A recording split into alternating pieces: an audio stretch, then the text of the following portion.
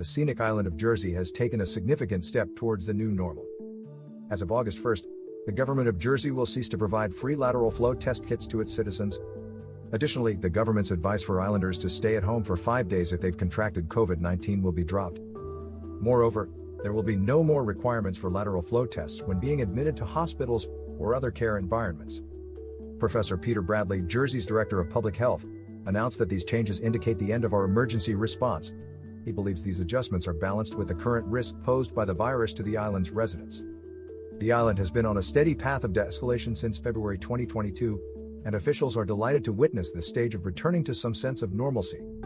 However, the message remains clear: islanders who feel unwell should stay home, and if eligible, it's always wise to get the COVID vaccination. Deputy Karen Wilson, the Minister for Health and Social Services, expressed her gratitude to the people of Jersey.